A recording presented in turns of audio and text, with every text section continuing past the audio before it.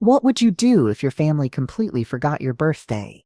Would you remind them quietly? Would you suffer in silence? Would you find a way to show them exactly what they had missed? Well, when my son's family ignored my 61st birthday, I threw myself a celebration that taught them more about family priorities than they ever wanted to learn.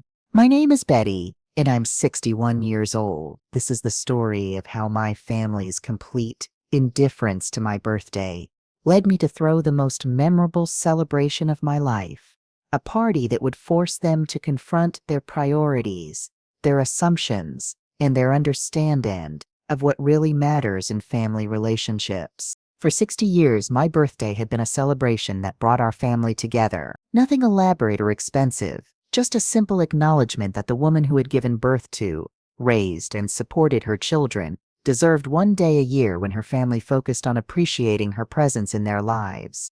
My late husband Robert had always made my birthday special with thoughtful gifts, homemade cards, and the kind of personal attention that made me feel valued and loved. After Robert passed away 5 years ago, my son Mark had stepped into the role of making sure my birthday remained a meaningful family occasion. For the past 5 years, Mark, his wife Jennifer, and their 2 children, Emma, age 12, and Tyler, age 9, had maintained the tradition of gathering at my house for birthday dinner, bringing gifts, and creating the kind of warm family memories that make growing older feel like a privilege rather than a burden. But this year, something was different. As my 61st birthday approached, I noticed that none of my family members mentioned anything about celebrating. No one asked about dinner plans. No one suggested gift ideas. No one even acknowledged that my birthday was coming up during our regular conversation. At first, I assumed they were planning a surprise. Maybe they wanted to celebrate at a restaurant, or maybe they were coordinating something special that required secrecy. I waited patiently for signs that they were organizing something, confident that my family wouldn't simply forget the day that marked my arrival in the world. But as my birthday week arrived, it became clear that no surprise was being planned. In fact, it became clear that my birthday wasn't on their radar at all. The Tuesday before my Friday birthday, I had lunch with Jennifer and the children. We spent 2 hours together, talking about their school activities, their weekend plans, and their summer vacation ideas. Not once did Jennifer mention my upcoming birthday, even though she had her phone out constantly, checking her calendar and making plans for the following week. The Wednesday before my birthday, Mark called to ask if I could babysit Emma and Tyler on Saturday because he and Jennifer wanted to attend a wine tasting event with friends. When I mentioned that Saturday was the day after my birthday, Mark paused as if trying to remember what significance that might have, then said, "Oh right, well we'll definitely call you on Friday to wish you happy birthday. Call me. Not visit, not celebrate, not gather for the family dinner that had been our tradition for decades. Call me." As if my birthday was worth a 3-minute phone conversation between their more important activities. But the most painful revelation came on Thursday, when I overheard a conversation between Emma and Tyler while they were playing in my backyard. "I wish we could get Grandma something nice for her birthday tomorrow," Emma said to her brother. "Grandma's birthday is tomorrow?" Tyler asked, clearly surprised. "Yeah, Mom and Dad said we're not doing anything special because they're too busy with work and Dad's friends, but I feel bad that we're not getting her a present." Too busy with work and Dad's friends. My family had made a conscious decision to skip my birthday because other priorities were more important than acknowledging the woman who had given them life and love for 61 years. That's when I realized my family hadn't forgotten my birthday. They had chosen to ignore it. They had decided that my 61st birthday wasn't worth their time, their attention, or their effort, but they had no idea what their indifference was about to cost them. As I listened to my grandchildren express guilt about not celebrating my birthday while their parents prioritized wine tasting with friends, I made a decision that would change our family dynamics forever. If my family was too busy to celebrate my birthday, I would celebrate it myself. But I wouldn't celebrate quietly and privately. I would throw myself the kind of birthday party that would make it impossible for them to ignore what they had chosen to dismiss. I was going to show them exactly what they had missed when they decided I wasn't worth celebrating. But wait until you see what kind of celebration I planned for myself. The morning of my 61st birthday arrived with the silence that comes from being completely forgotten by the people who should care about you most. No early morning phone calls, no flowers delivered to my door, no cards in my mailbox, nothing to indicate that this day was any different from any other ordinary Friday in the lives of my family members. But for me, this Friday was going to be anything but ordinary. I had spent the previous evening making phone calls and arrangements that would turn my ignored birthday into an unforgettable lesson for my family about priorities, appreciation, and the cost of taking people for granted. The first call had been to Elegant Events, the premier party planning service in our city. When I explained that I needed them to organize a sophisticated birthday celebration with less than 24 hours' notice, they assured me that rush orders were their specialty for the right price. "What kind of celebration are you envisioning?" the party planner had asked. "I want elegant, expensive, and impossible to ignore," I replied. "I want the kind of party that announces to anyone who sees it that the person being celebrated is valued, appreciated, and worth investing time and money." "How many guests will you be expecting?" "That's the interesting part. I'll be the only guest. This is a party for one, but I want it to look like a party for 50. The party planner paused, clearly trying to understand why someone would throw an elaborate solo celebration. "And what's your budget for this event?" "Whatever it takes to create something memorable. Money is no object." By Friday morning, my house had been transformed into something that belonged in a magazine spread about luxury entertaining.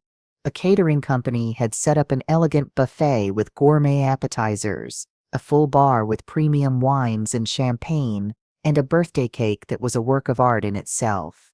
A string quartet was scheduled to arrive at 2 p.m. to provide live classical music.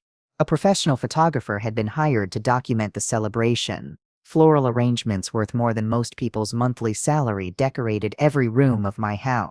The total cost for my solo birthday celebration was $8,500, more money than I had ever spent on a single day of entertainment in my entire life.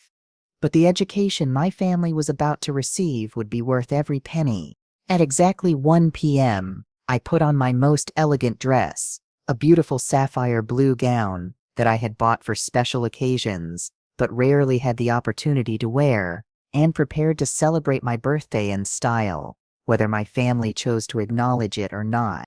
The caterers arrived first, followed by the musicians, then the photographer. By 2:30 p.m., and my house looked like the venue for a high society celebration, complete with all the luxury and sophistication that money could buy. And I sat in the middle of it all, perfectly dressed and completely alone, enjoying champagne and gourmet food while live music played for an audience of one. The irony was perfect. My family had been too busy to celebrate my birthday, so I had hired professional musicians, chefs, and photographers to do what my own children and grandchildren couldn't be bothered to do. But the real celebration was about to begin when my family discovered what they had missed. At 3:15 p.m., my phone rang.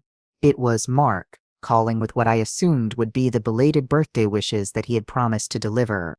"Hi, Mom. Happy birthday," he said, his voice carrying the tone of someone checking an item off their to-do list. "Sorry I'm calling so late in the day, but things have been crazy at work." "Thank you, sweetheart," I replied, taking a sip of champagne while the string quartet played Mozart in the background. "What are you up to today?" "Just relaxing at home. Actually, I'm having a birthday party." "Oh, that's nice. Who's there with you?" "Well, there's a string quartet, professional caterers, a photographer, and enough food and champagne for 50 people. It's quite elegant, actually." Mark paused, clearly confused by what I was describing. "Mom, what do you mean you're having a party? Who organized this?" "I organized it myself, sweetheart. Since my family was too busy to celebrate my birthday, I decided to celebrate it properly on my own." The silence that followed told me that Mark was beginning to understand the implications of what I was saying. "Mom, are you saying you hired people to throw you a birthday party because we didn't plan anything?" "I'm saying that I hired people to celebrate my birthday because the people who should have wanted to celebrate it had other priorities. But Mom, we were going to call you—" "You did call me, Mark. You're calling me right now, at 3:15 in the afternoon, to spend 3 minutes wishing me happy birthday before you get ready for your wine tasting event with friends. The guilt in Mark's voice was unmistakable. Mom, I feel terrible. I didn't realize. We've been so busy with work and the kids' activities. Too busy to remember that today is the day your mother was born? Too busy to acknowledge that the woman who gave you life deserves one day a year when her family shows appreciation for her existence. You're right. We screwed up. Jennifer and I should have planned something. Yes, you should have. But you didn't, so I planned something myself. But the conversation was about to get much more interesting. Mom, can we come over? Can we join your party? Wait until you see what I told him. Mark, I said, enjoying another sip of champagne, while considering his request to join the birthday celebration they had ignored. I'd like to ask you a question. Okay, if you and Jennifer were too busy to plan anything for my birthday, and if wine tasting with friends was more important than celebrating with your mother, what makes you think you're invited to the party I planned for myself?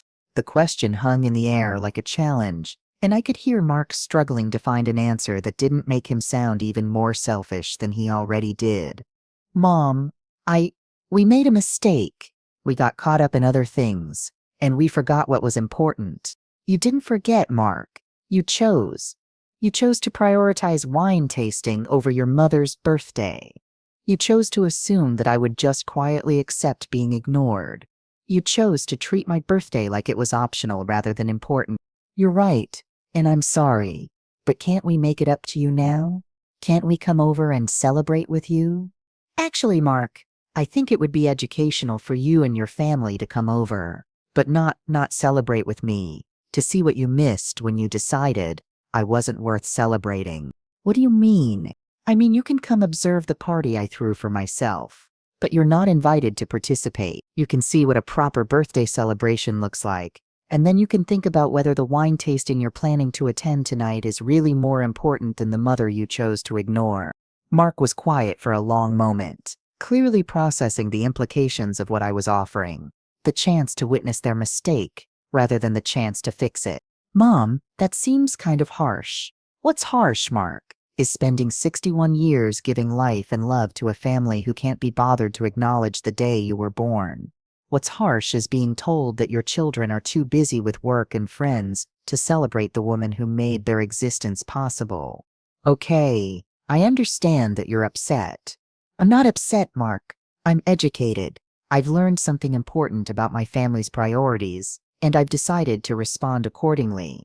What do you mean, respond accordingly?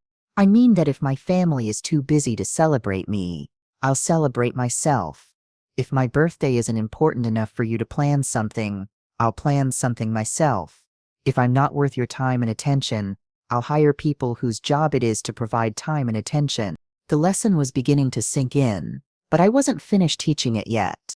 Mark, you and Jennifer and the children are welcome to come see what you missed. The party will continue until 6 p.m.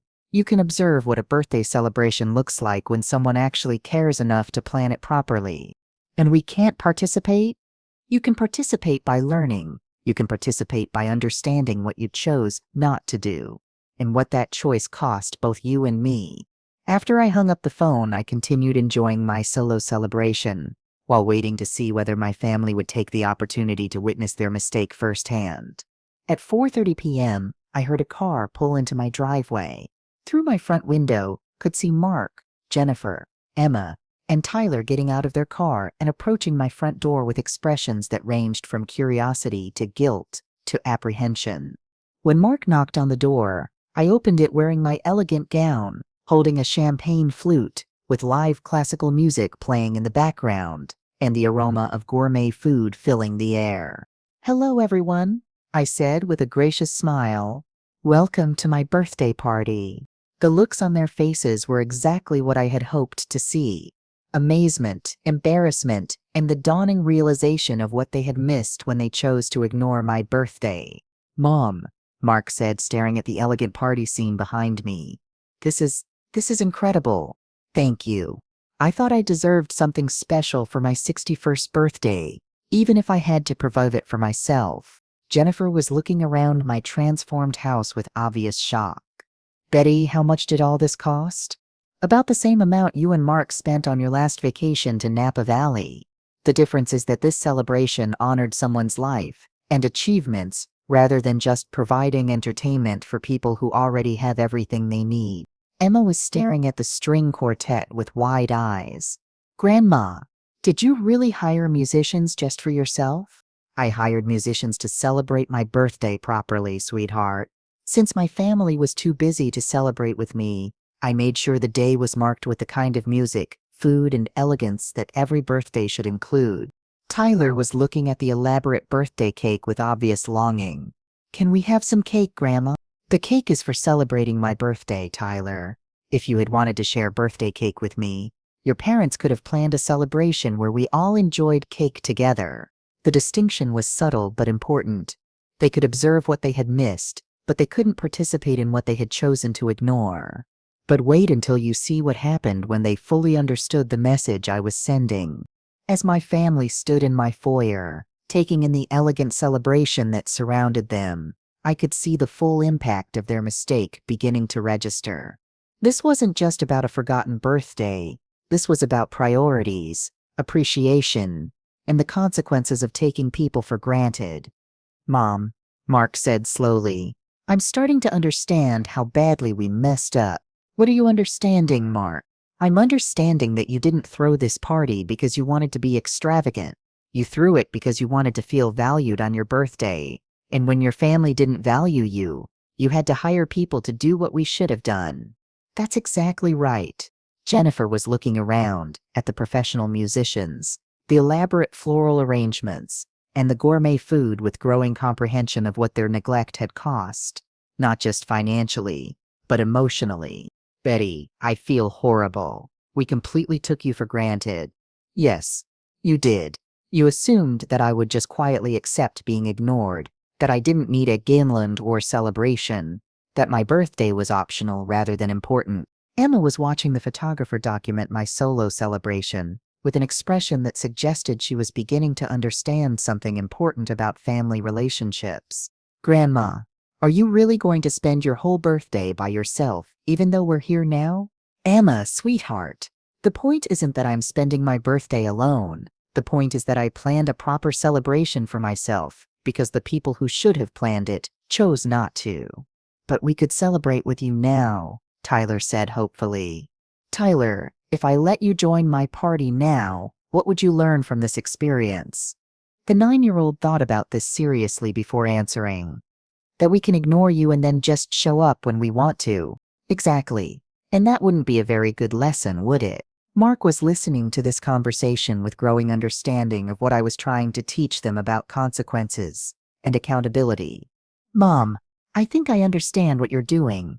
You're showing us that actions have consequences, and that we can't just fix our mistakes by showing up after the damage is done. That's part of it, Mark. But there's something more important I want you to understand. What's that? I want you to understand that I don't need you to celebrate my birthday. I'm perfectly capable of celebrating myself, hiring people to create a beautiful event, and enjoying my own company on my special day. This was the crucial lesson I wanted them to absorb. Not that I was helpless without their attention, but that I was fully capable of creating joy and celebration in my own life when they chose not to participate.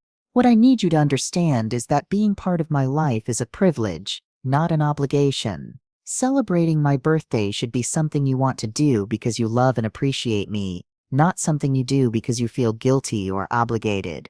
Jennifer was wiping away tears as she listened to this explanation. Betty, we do love and appreciate you. We just got caught up in our own lives and forgot to show it. And what does that tell you about your priorities, Jennifer? It tells me that our priorities are wrong. It tells me that we're taking the most important relationships in our lives for granted while focusing on things that don't really matter. Like wine tasting with friends instead of celebrating your mother-in-law's birthday. Exactly like that. But the most important part of the lesson was still to come. Here's what I want you to take away from this experience, I said, addressing all 4 of them as they stood in my elegantly decorated foyer, observing the celebration they had chosen to miss. I want you to remember that I have the resources, the independence, and the self-respect to create my own joy when my family doesn't provide it. I don't need you to make my life meaningful or complete, but I also want you to remember that when you choose not to participate in important moments in my life, you're not just hurting me, you're missing opportunities to create memories and connections that can't be recovered later. Mark was nodding as he processed this distinction.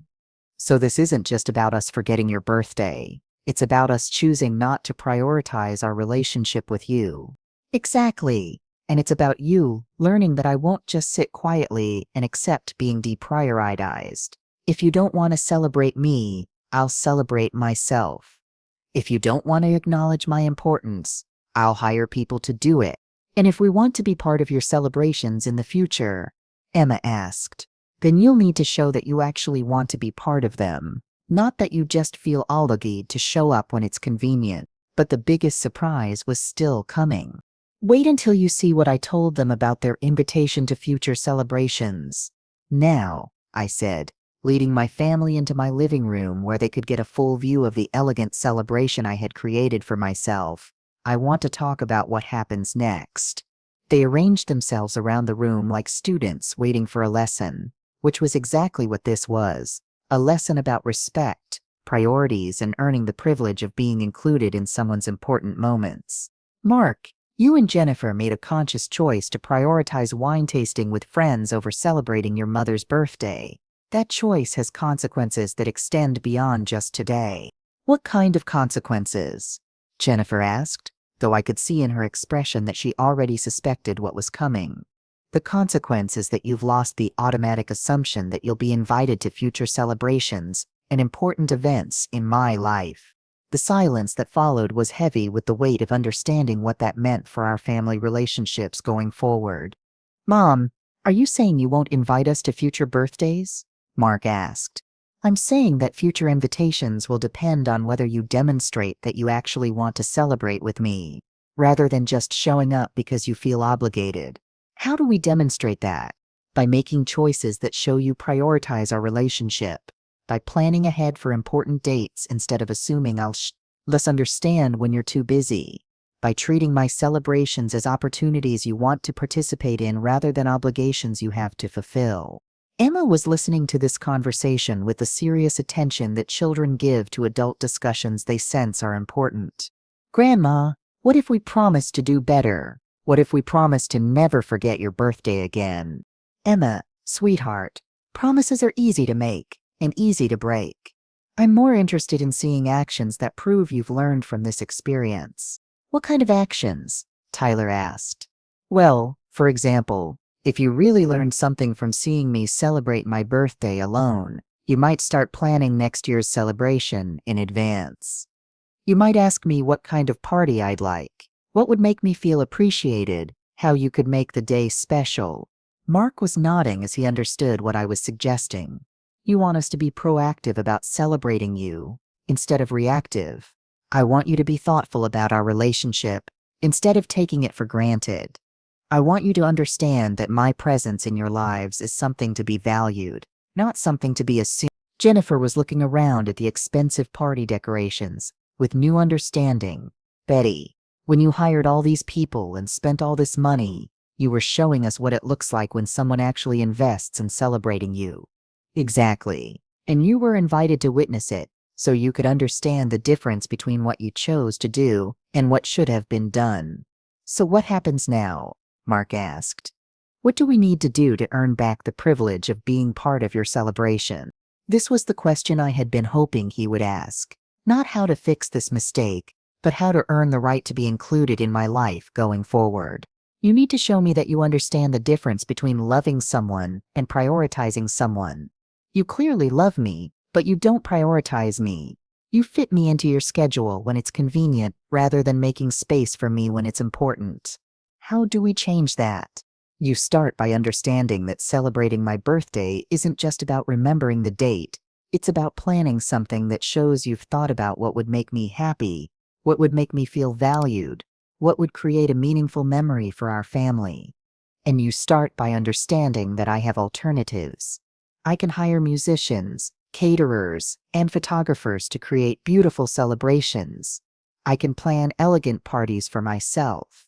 I can create joy and meaning in my life without depending on you to provide it.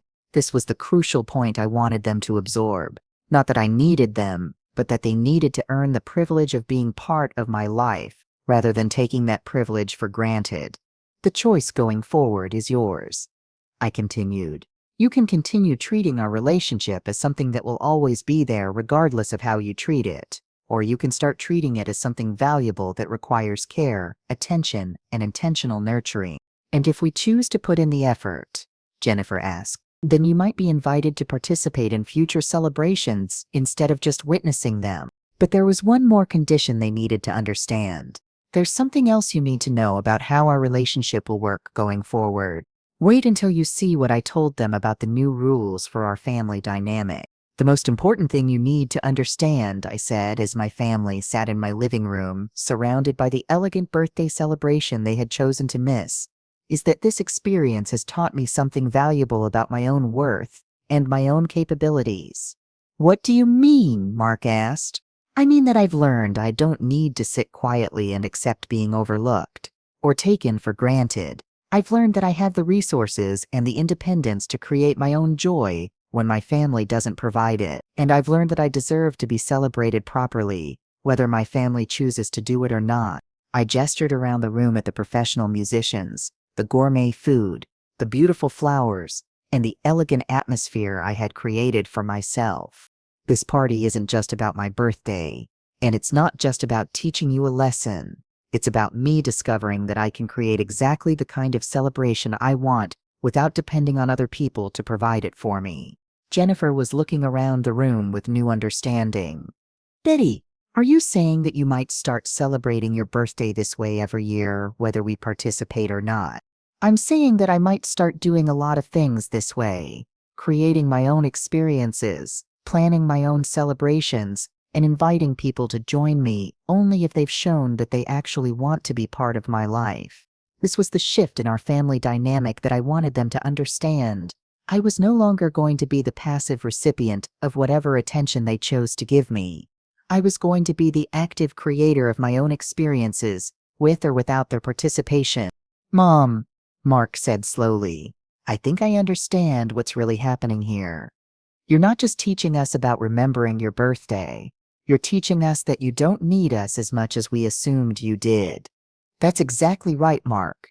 And I'm teaching you that being part of my life is a privilege that needs to be earned through consistent consideration and genuine care. Emma had been listening to this conversation with growing understanding of what was changing in our family relationships. Grandma, does this mean we won't be as close anymore? It means we'll be close if you choose to prioritize closeness, sweetheart. It means that our relationship will be based on mutual choice rather than assumed obligation. What if we really do want to be part of your life? What if we really do want to celebrate you properly? Then you'll show me through your actions, not just your words. You'll plan ahead for important occasions. You'll ask what would make me happy, instead of assuming you know. You'll treat celebrating me as an opportunity, rather than an obligation. Tyler was looking at the elaborate birthday cake with obvious regret.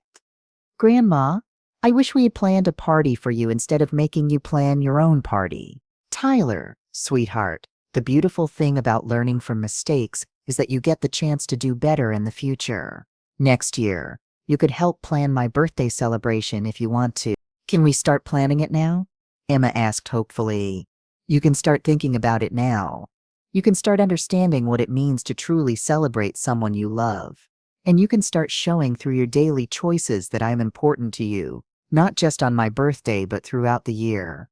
Mark was processing the full scope of what had changed in our family dynamic. Mom, what you've done today has made me realize how much we've been taking you for granted in general. Not just about your birthday. How do you mean? I mean we've been assuming that you'll always be available when we need you, that you'll always be patient when we're too busy for you, that you'll always be understanding when we prioritize other things over spending time with you. And now I understand that you have your own life, your own resources, your own ability to create experiences and relationships that fulfill you. We need to earn the privilege of being part of that life instead of just assuming we'll always be included. 6 months later, My 62nd birthday was celebrated with a party that my family spent 2 months planning. They asked what I wanted. They coordinated their schedules around my preferences. And they created a celebration that was focused entirely on showing appreciation for my life and my role in their family. But more importantly, the daily dynamics of our relationship had changed. Mark and Jennifer started calling more regularly, not because they needed something from me, but because they wanted to maintain connection. They started including me in their planning for holidays, vacations, and family events, not as an afterthought, but as a priority. Emma and Tyler started visiting more often, not because their parents made them, but because they had learned that spending time with me was a privilege they needed to choose rather than an obligation they had to fulfill. "Grandma," Emma said during one of our regular afternoon visits, "I'm glad you threw yourself that birthday party." "Why is that, sweetheart?" "Because it taught us that you're not just our grandmother who's always going to be there no matter how we treat you. You're a person with your own life who chooses to share it with us when we deserve it." "And what did you learn from that?" "I learned that we need to treat you like someone special instead of just assuming you'll always be around." The birthday party I threw for myself had accomplished exactly what I hoped it would. It had transformed our family relationships from assumptions based on obligation into choices based on mutual appreciation and respect. My family learned that being taken for granted doesn't mean being helpless. It means having the power to create your own joy and invite others to join you, only when they've earned that privilege. They learned that forgetting someone's birthday isn't just about missing a date, it's about deprioritizing a relationship and choosing convenience over consideration. Most importantly, they learned that love isn't just about feeling affection for someone, it's about demonstrating that affection through consistent actions that show you value their presence in your life. And that, my dear listeners, is how my family's indifference to my birthday became the catalyst for the most empowering celebration of my life and the most important lesson about family priorities they ever received. The birthday they ignored became the birthday that taught them the difference between loving someone and valuing someone, between feeling obligated to someone and choosing to celebrate someone. When my family was too busy to acknowledge my 61st birthday, I showed them what a proper celebration looked like and taught them that the privilege of participating in my life needed to be earned through consideration, planning, and genuine appreciation. If my story teaches you anything, I hope it's this: don't wait for other people to create the experiences you deserve. If your family takes you for granted, show them what they're missing by creating your own joy and celebration. And remember that being overlooked doesn't mean being powerless. It means having the opportunity to show people what they lose when they choose to prioritize other things over the relationships that should matter most. I have more stories about family dynamics, self-respect, and the surprising ways that taking care of yourself can teach other people how to treat you better. So pull up a chair, celebrate yourself when others won't, and remember to subscribe to Grandma True Stories, because the most important celebrations are often the ones you create for yourself. The family that was too busy to celebrate me learned that I was perfectly capable of celebrating myself, and that earning the privilege of joining my celebrations required more effort than they had been willing to invest in our relationship.